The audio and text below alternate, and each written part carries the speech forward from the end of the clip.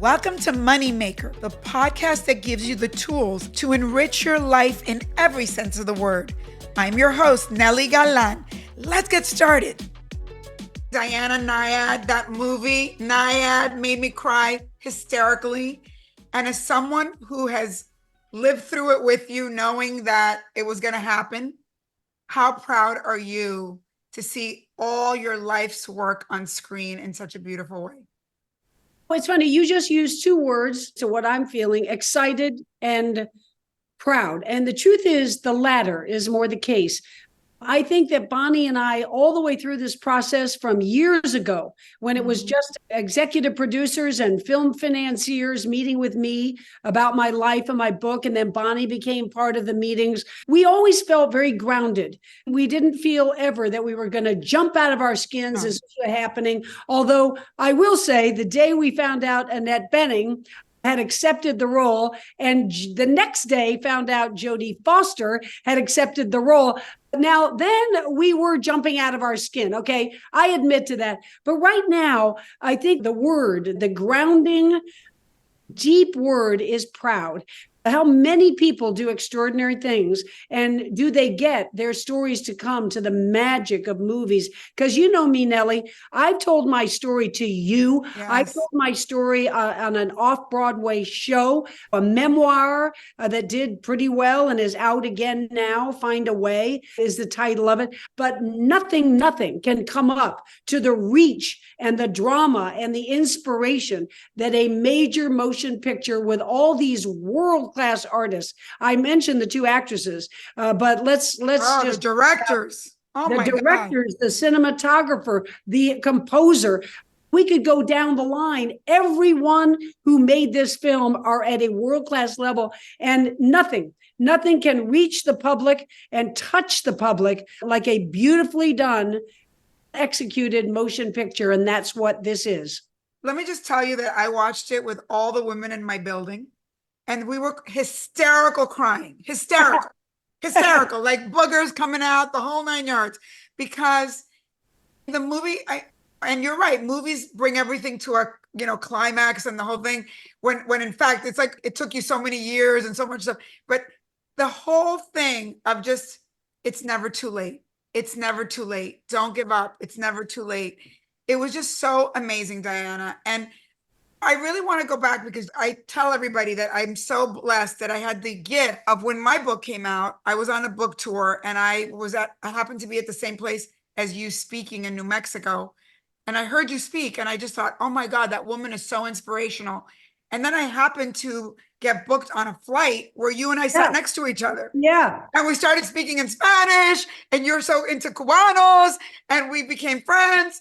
And then I interviewed you, and I remember you walked to my house like 20 miles, because you're so committed to walking, and we'll talk about that too. But the conversations that we have been all about long-term gratification. Your whole life has been about long-term gratification. I don't think people realize, when you are the kind of athlete that you are, that requires a lifetime of work, and that nothing has really come easily to you. And I want you to talk about that, because again, when you now see this, I saw that the ladies got nominated for the Golden Globes. I'm sure they'll be nominated for the Oscar, because they did an unbelievable job. It all seems like fast, but it's been rather slow, and a lifetime of work. And can you talk about that? I guess if we took anybody who has reached some level of accomplishment, or big levels of accomplishment like you, we could go back and look at people like Steve Jobs. We could look at Michelle Obama, Roger Federer in tennis. Nobody gets to where they're going overnight. We all need success. It takes some talent, hopefully, at each one of us at what we do. It takes some surrounding ourselves with a good team, no matter how solitary. And my point was, this sport is a great example of that. I never, ever would have reached that other shore without Bonnie, and without those 39 other crafted individuals who helped solve all the problems that we were going through. But you know what? That's been me since I've been a kid. For some reason, I've been very attracted to epic. I want to see something that's so grand that it could never be achieved overnight. As a matter of fact, I don't mind, Nely, in envisioning things that are probably so grand they're impossible.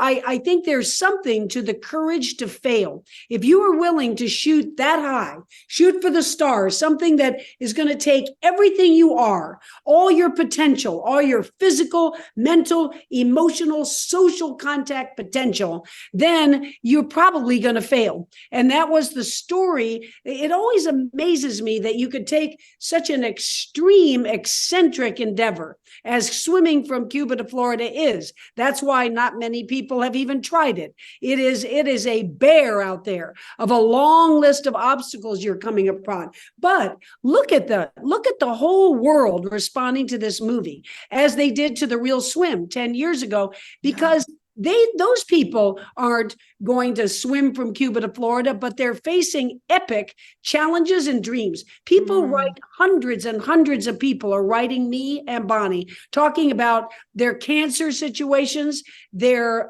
relationship situations, their losses in life, and their dreams. People who have just taken that novel they always believed they had in them, but the children came, then taking care of the parents came, the bankruptcy came, and they stuffed that novel into the back of a drawer, and they're writing me to say, you know what?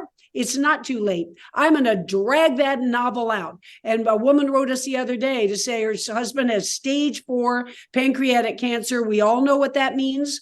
We all know that that's not going to probably end up well. But she said, you gave both me and my husband the courage to say, what more? How can we extend our precious time together? Maybe we can find something new that will just give us a few more months. So how could that mean any more to me, Nely, than to be in my story, to be inspiring? And how could it reach any more people than through this movie? But you know what? Seeing the movie, new things came up for me that I had never asked you. I really wanted to ask you, because that part of the movie, they did a fast edit, what you had to do to get your body back in shape, what you had to eat, that whole thing about, like, in the beginning, you couldn't even do a couple laps, and then you have to do hours and hours and hours. I mean, the decision to show up so that the opportunity could possibly happen. When it's almost impossible chronology wise. What did you have to do to completely shift where you were to where you needed to be? Yeah, it's the word commitment. When we commit, if you're going to commit to your partner, your business, your dream, whatever it is, again, you may not make it there. And I must say, I know it's an old cliche that it's the journey that's more what life is all about than the destination. That's what the ancient Greeks wrote all about. It's that journey where you learn from life and you discover who you are. And I must say that I went down to Mexico very early in the decision. I was 60 already. I had not made that swim back at age 28, but it was exciting to me, connecting the two countries, Cuba and Florida. I got to meet President Obama in the Oval Office after the swim, and a president I truly admire. And he said that, look, you just committed yourself to something so difficult and so important that you have now shown the whole world that you left one shore and shortly thereafter reached the other shore. You showed us how to make that gesture toward that other shore. And he said, in my presidency, that's what I want to happen. I want to commit myself to having Cuba and America come back together. We all know that he made steps in that right direction, and another president came in and undid all that, unfortunately. But I went to Mexico for an early training swim. You're right. In the beginning, I started with a few minutes. I thought, wow, these shoulders are never going to be able to do this. And I kept with it. Then I went to Mexico to do in the Sea of Cortez, which is beautiful, but a little chilly. And I did an 8-hour swim there. And when I got out, I was freezing. I was sitting with a towel. I was drinking a hot cup of water. And I looked at myself and I said, if you want to do this right now, right today, while you're freezing and you're not feeling well, you're going to commit.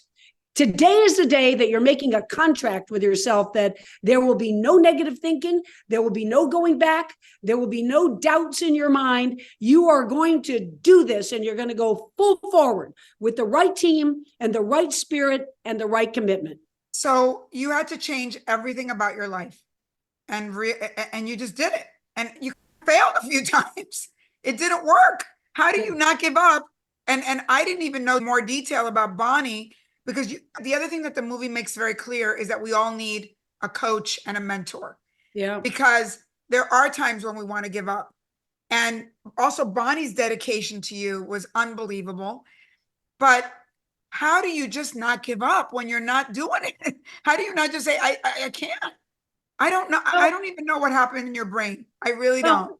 I'll tell you why. And it's fairly easy to understand. And that is that on the 4 long attempts when we didn't make it. So one was 51 hours, one was 48 hours. As we maybe overused the word in my interview with you, it's an epic endeavor. But on every one, it wasn't that, oh, things aren't working. When you're out against big Mother Nature on steroids, you're going up Everest and a 90-mile-an-hour wind comes in, you don't say, oh, I'm not strong enough and I'm not fit enough. You cannot beat that Mother Nature. You're going to die. So you turn around, you go back down and you say, this is not my day. Well, I'm going to come back another day. So the 4 times that we didn't make it, it was never a matter of my giving up, my raising my hand in the water saying, Bonnie, I've bitten off more than I can chew. This is too much. I didn't train enough. No, every time I stood on that shore in Havana, I was ready. I was ready to give it everything, and there was no stone unturned in the preparation. But Mother Nature was on steroids 4 times. And maybe that's the reason our team finally made it across, because we were the ones who were willing to come back over and over again and learn. Every expedition learns. You go to snowshoe across Antarctica and you don't make it and blizzards come in. You find out next time a better way to get through those blizzards or a better way to predict them. We learned, our team was on a scientific learning curve, data and intel. And every time we had more to bring to it.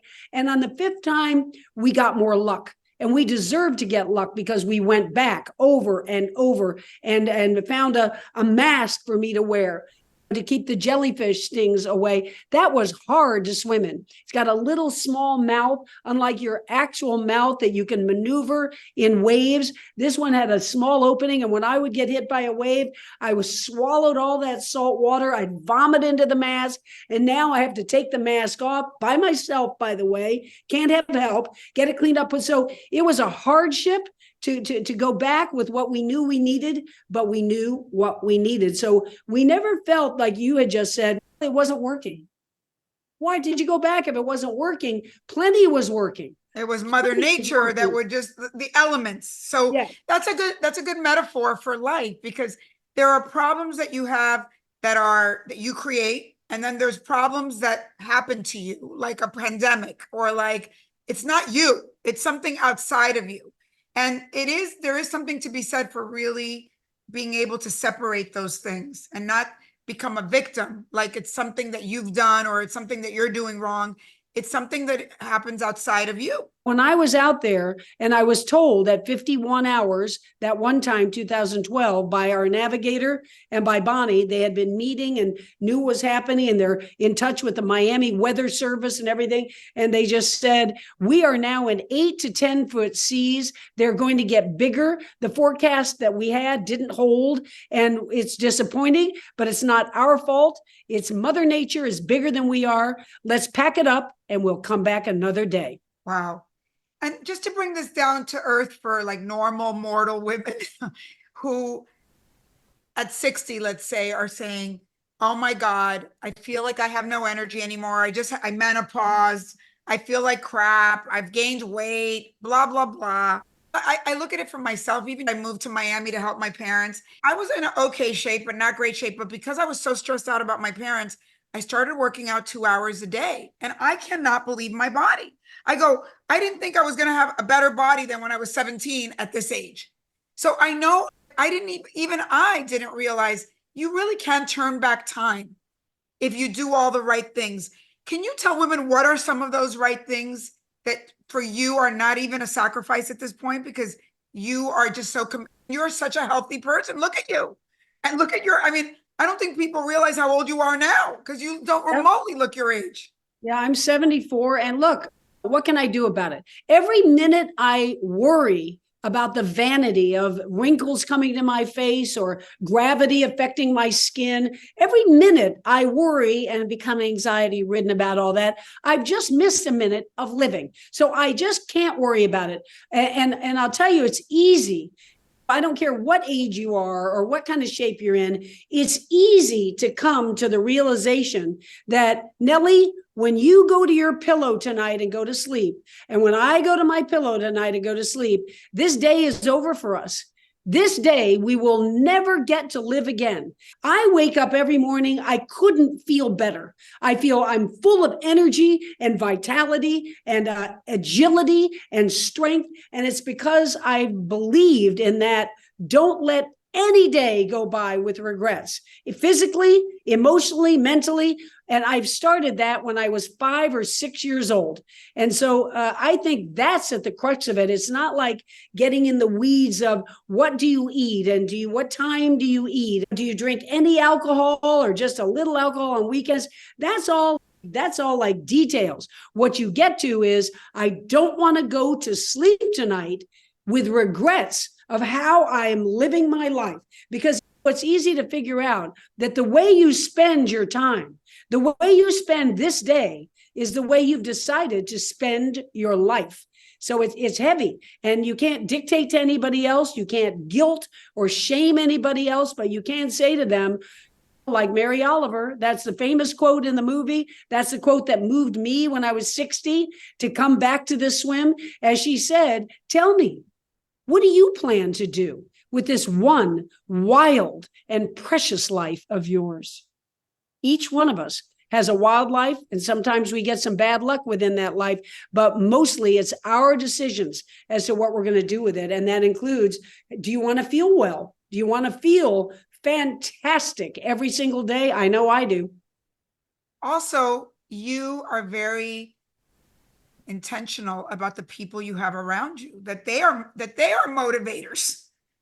And let's talk about that too, because so many people surround themselves with people that bring them down. And how do we choose people that we can elevate and that can elevate us? And that's very clear in the movie. I wouldn't say I've been too good at this my whole life. I'm one of those people that if I go to a gathering, and let's just say there are 100 people at the gathering, and it seems very quickly that I'm getting along with everybody, that people like me and I like them. There's a meeting of the minds and we're having fun. But there's one grouchy one who just doesn't like me for some reason, won't give me the time of day. I used to spend the entire party focusing on that person. I don't care about all the others that I'm really having a connection with. I'm going to go over, I'm going to make that person like me and respond to me. I don't do that anymore. There are 8 billion people on planet Earth, and I want to surround myself and connect with the people whose values I admire and who have a positive spirit, who want to live life with a laugh every now and then and an appreciation of each other. So I have learned, and it wasn't my natural instinct, I've learned to walk away from people who are downers and people who just are not chasing that lack of regrets in their lives. That's not the kind of people. Life's too short. I don't want to be around them. I wish them well. I don't speak against them. I don't feel bitter about people who aren't drawn to me. I just let go and surround myself with people who, like me, want to live the most joyous lives they can. Diana, one thing that the movie didn't mention that you and I've talked about in the past is that the thing that brought you, one of the things that brought you to wanting to do this incredible feat of swimming from Cuba to Key West was your mother's death when she was still a young woman. And that's what kind of propelled you thinking, what are my regrets? And I had 3 girlfriends die a few years ago, and I remember thinking I have to change my life because I saw things that they had left undone. Can you talk a little bit about your mom and that period of your life? Yeah, I wouldn't have called her young. My mom was 82 when she died. So you could say that's a fine age to pass away, really. But the point was that I really, as we were talking about health now and living a healthy lifestyle, when my mom died, I was turning 60, and I couldn't say to myself, wow, I better get my nutrition together. I better get my anxiety level and my sleep, my quality sleep together. I didn't feel I could change anything in terms of my health and my longevity. And so what it really did more was it shocked me to think that, wait a second, we all know how fast 22 years go by. You have children. When your son was born, you couldn't imagine him to be where he is today in his 20s. It just happens like a snap Like of that. a yeah. So I thought, mom just died at 82. My genes are my mom's genes, even though I've kept very fit and healthy my whole life. But I was thinking, what if I only have 22 years to live? And I started not being as attracted to that wonderful sports announcing job I had all those years. 30 years from age 30 to 60, traipsing around the world to the Tour de France, to the US National Tennis Championships, the great sporting events of the world, following the greatest athletes in the world, interviewing them, do stories about them, being inspired by them. But my mom dying, and then making friends with Christopher Reeve, the wonderful athlete who played Superman on the big screen, and then in a heartbeat, falling from his horse, went from Superman to a quadriplegic, and watching Chris with all his bravery sit in that respirator machine of his and not be able to move anything from his jaw down, and him saying to me, Diana, don't leave any regrets behind. You have no idea. That's when I started rummaging around my office and I found the Mary Oliver poem. Tell me what you're doing with this one wild and precious life of yours. So those three things happened all at once, and I happily gave up my sports broadcasting career.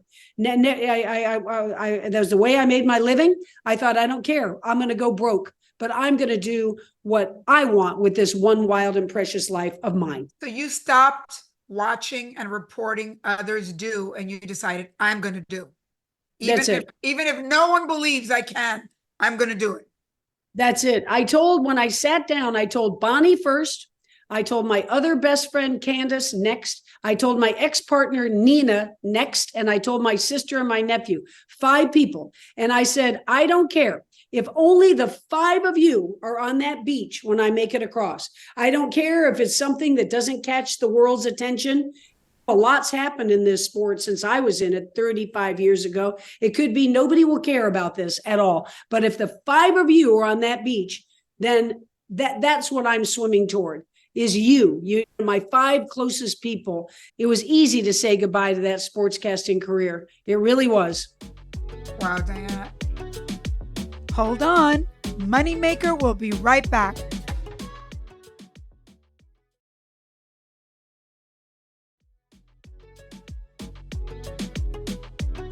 Let's get back to the show.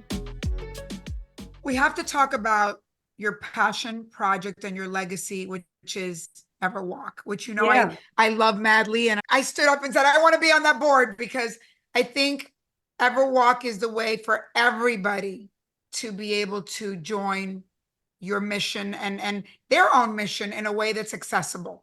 Can you talk about why you decided to do Everwalk and what is it? Yeah. Bonnie and I, after 2013, which is when we finished the swim, we wanted to lend this feeling we have of crossing the curvature of the earth. That's what we did out in the ocean. And we took in the stars at night. And if we were next to the shore, St. Martin, the island, we took in the trees, and we took in planet Earth with tremendous awe that you can't do sitting, eating dinner at home. You're not going to be filled with the awe of this blue jewel of a planet of ours. And we thought we can't take millions of people out to the ocean, the middle of the ocean. It's not accessible. What is accessible? Walking. Almost everyone can walk, even if it's just to go down the street to get the newspaper in the morning. And here you are. You're covering the curvature of the earth. It might just be a mile. We've done walks that are 20 miles a day from Boston up to Maine with Everwalk. So we started this national walking initiative called Everwalk. Ever meaning everybody, every day for the rest of your life, just be an ever walker. And we've got thousands of people following us, walking with us. This coming spring, it'll be one of our, I think it's our 9th big long walk. We're going to be walking in the Blue Ridge Mountains. I'm going. And Nely's walking with us. Yay! You know what? It's fascinating because since I feel like also you've created a vibe in the United States that people have in Europe with the Camino, in Spain and in France, that you want people to also see the country, see our parks, see these places like the Blue Mountains. And since I've been on a walk with you, I know that it's also like, for me, I didn't think what was going to happen, which is I'm walking with other people and you start sharing your life and your regrets and your stories, like complete strangers. You're walking together and looking at the beautiful city. In my case, I did a walk with you in Los Angeles, and it was like I'm discovering LA again, and I'm speaking to these incredible women and men, and we're telling our stories. And we are forgetting to stop and smell the roses and at the same time do exercise and be alive and walking. And it was pretty amazing. It's everything. We love walking with you, and it's so great you're coming to North Carolina. I think something you said is important, which didn't happen during swimming, and that is that it's a community thing. You really do. You're not sitting looking at a screen in an office. You're not sitting with walls impeding your imagination. You're out in the open. And all of a sudden, like my ex-partner's son I was walking with the other day, and he's a quiet kid and he doesn't really share his innermost feelings, but here we are on a walk and he just came out with it. He just told me all the things that he's worried about and that he wants his future to be. That never would have happened sitting and eating dinner or sitting in front of our screens. And many humans throughout history, going back to Thoreau and Virginia Woolf and all kinds of famous people, have been walkers. That's where they think. That's where they do their thinking, along with the endorphins that come with just moving. So I have to ask you a little bit of a Hollywood question, because seeing the movie and seeing Annette Bening play you, and knowing that she said that she learned to swim for a year and try to get your strokes, and that she was freaking out about getting herself back in a bathing suit. It sounds like she went through a lot too to embody you. And I don't know, but I felt like she captured your essence so well and so incredibly. For you to watch it, to see her process, what do you make of all that? What an actor has to do to embody another human being, and for you to watch someone embodying you, I just can't even imagine. Yeah, honestly, as my good friend, I would share with you that it's complicated because it's only 2 hours of a movie. It's not a documentary. They are not trying to capture every nuance, and they can't take a 74-year-old person who's been through a lot, who is a lot, and capture all of that. That's not their goal, and it's not what they did. Annette, let's just start with the swimming, because the other, embodying a person, is deeper than that. But Annette grew up in San Diego, and she was very familiar with the ocean. She wasn't afraid of it. She worked in college on a dive boat, so she was out and she could dive in the water and help people and live on the water. But she was never a swimmer. She was never on a team. She never swam laps where you've got to develop the muscles and the technique to move forward through. And the ocean is a lot tougher than a pool. And every day for a year, Annette swam. She had an Olympic swimmer as her real coach, Rada Owen, who was with her every day, showing her to get your elbows up high and grasp the water with a full hand, not fingers spread, and all the things you need to know. Annette is very tender about when I was invited to go swim with her the first time. She said she was nervous. She was just so worried she was going to look like a failure. And And quite the contrary. I came to tears because she took her robe off and she had on the bathing suit, the very bathing suit that I swam in across the ocean. And so we had matching bathing suits at the end of the film. I don't know if you noticed it in all the. Yeah, so some people don't know what that is, but at the end of the film, because I got to swim with her on set in the Dominican Republic, they have some shots of us just going gliding right next to each other. And you know what I liken it to, Nely? Bradley Cooper evidently never played a lick of guitar in his entire life. He was not a singer at all. His friends didn't know him as like the guy who stands up and sings karaoke at parties. And he came to be so dedicated to that role in A Star is Born that he got on stage and performed live for real with Lady Gaga, one of our great artists. He did it. Annette Bening, to my mind, it's just as strong what she did. She became a swimmer. She developed the shoulders, the lats, the triceps. She developed a stroke. They use documentary footage from the documentary on me, which is called The Other Shore. That's a different film, and that's to be found out there these days too. That was done 10 years ago. They use some footage of that. And Bonnie and I, when we sit watching the film, we know just when it's me and we know just when it's Annette, but they splice them together all the way through. And Annette did it. She became that athlete, that swimmer. She dedicated herself to it. And I know she and Jodie are just grounded, non-superficial types. They don't talk about awards, but in our hearts, we hope they win the Golden Globes, the Oscars. We hope they win all of it because they deserve it, those two. They deserve it. I was going to say about capturing a person. It's not easy. Like I'm like everybody else. I'm complex, and I'm not just that person that the writer of this movie and the directors and the producers and Annette pursued, which is put blinders on. You are fiercely unafraid to chase after this difficult, maybe impossible, dangerous mission. And you don't have time to be charismatic or to be friendly or to be funny. This is going to be just straightforward, fierce dedication. I understand that that's not the whole me. I know. That movie presented only 8 people on our team because of space, of shooting and finances. So we understand that. There were 40 people on that team, and they stayed with us with not 1 cent of payment being made to any of them. They stayed with us for 4 years in this modern era of chasing this dream. And they wouldn't have if I had been that caustic and that not even knowing who they are. So I had to forgive. A movie needs a little drama.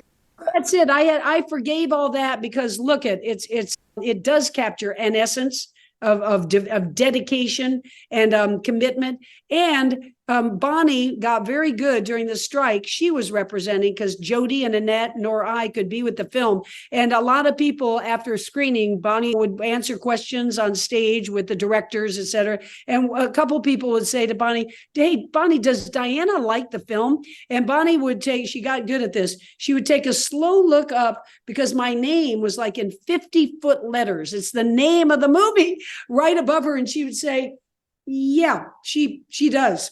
She really likes it."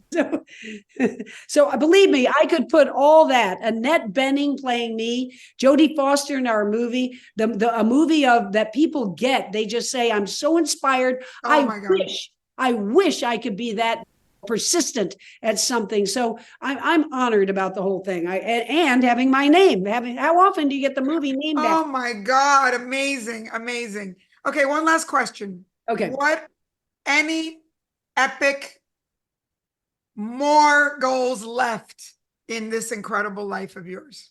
Yeah, I am brewing on something. I mean, that you could say it's smaller, but I've never written a children's book, and I'm just writing my first one now. So great idea. You wouldn't call that epic, but just as I was always saying on the beach and elsewhere, you're never too old to chase your dreams. The name of this book is You're Never Too Young to Chase Your Dreams. And it's to encourage a 9, 10-year-old. You don't have to wait till you're out of college. If you have the skills and the desire to do something right now, you go ahead and do it. So it's a fictional book, but I guess I would say, for instance, Serena Williams. Let's just take Serena Williams as an example. I'm not going to comment on Serena's life and how happy she is at the moment, but children and a husband and multi-million-dollar businesses and being a hero and well-known all around the world, I'm sure that Serena lives a very good life. And I bet you she would say, though, that she'll never have that drama that she had that night at the US Open, her last match, with thousands of people bowing down to her and millions more around the world. So sports is a tragedy to it that you retire when you're young. And I'm lucky. I got a second wave. I got to be 64 when I retired. I got a taste of that drama again, but you probably never feel anything quite that high octane once you've felt it in a sports world. Yeah, that is, and you're right that there's like little deaths in sports because you leave before you wish you could leave, right? But your body or your timing is that. Diana Nyad, I love you so much. I am such a big fan of yours.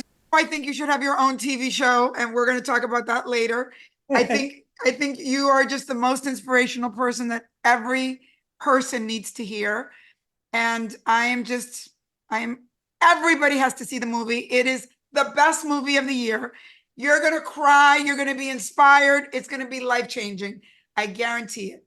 Thank you so much. Nely Galan, te amo. And I everything right back at you, all the people you inspire.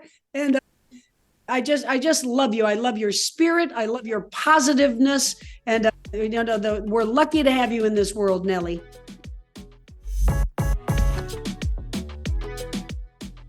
Moneymaker is a production of Money News Network. Moneymaker is written and hosted by me, Nely Galan. Our executive producer is Morgan Lavoie.